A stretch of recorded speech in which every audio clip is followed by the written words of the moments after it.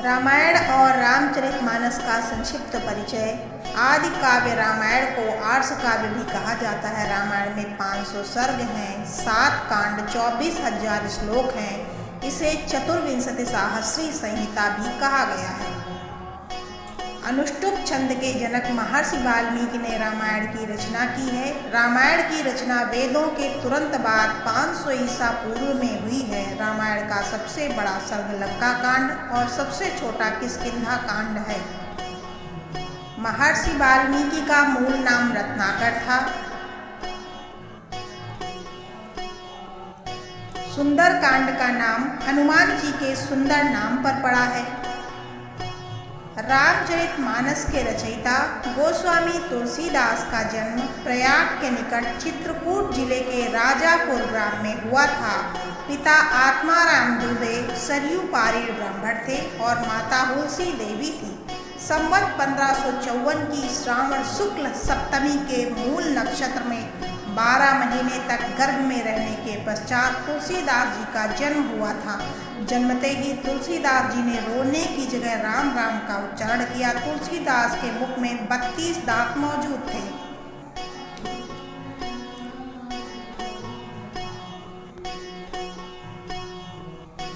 अद्भुत बालक को देखकर माता पिता शंका से भयभीत हो गए। यह देखकर माता तुलसी देवी चिंतित हुई और 10वीं की रात को नवजात शिशु को अपनी दासी चुनिया के साथ उसके ससुराल भेज दिया।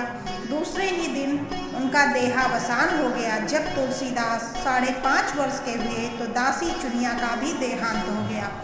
अब बालक अनाथ हो गया। तब माता जगतजननी पार्वती ने ब्राह्मणी का वेश धारण कर प्रतिदिन बालक को अपने हाथ से भोजन कराया।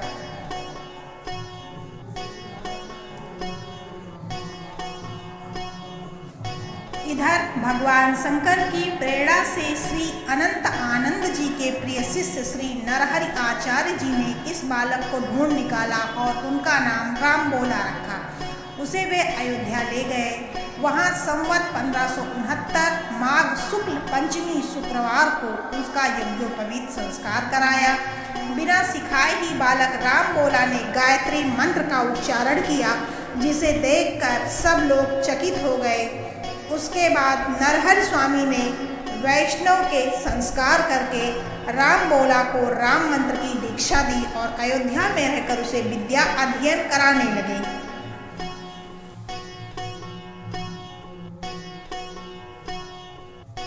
बालक रामबोला की बुद्धि बड़ी ही प्रखर थी। एक बार गुरु मुख से जो सुन लेते थे उसे वह कंठस्थ कर लिया करते थे। वहां से कुछ दिन बाद गुरु शिष्य दोनों सूकर क्षेत्र सोरो पहुंचे। वहां नरहर जी ने तुलसीदास को रामचरितमानस सुनाया। कुछ दिन बाद वे काशी चले आए। काशी में शेष सनातन जी के पास रहकर तुलसीदास ने 15 वर्ष तक वेद वेदांग का अध्ययन किया।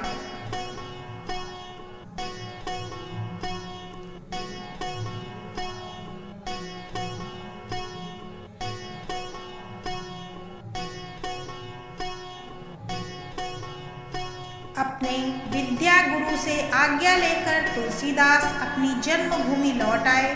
तुलसीदास ने विधि पूर्वक अपने पिता आदि का श्राद्ध किया और वहीं रहकर दोनों को भगवान राम की कथा सुनाने लगे। संवत 1585 ज्येष्ठ शुक्ल पक्ष त्रयोदशी गुरुवार को भरद्वाज गोत्र की एक सुंदरी कन्या के साथ उनका विवाह हुआ।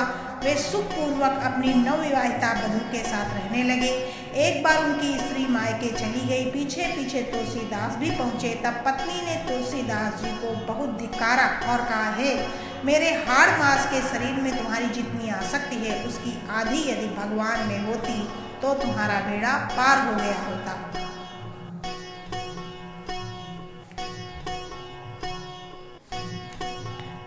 तुलसीदास जी को यह शब्द लग गए। वह क्षण भर भी नहीं रुके, वहां से तुरंत चल दिए।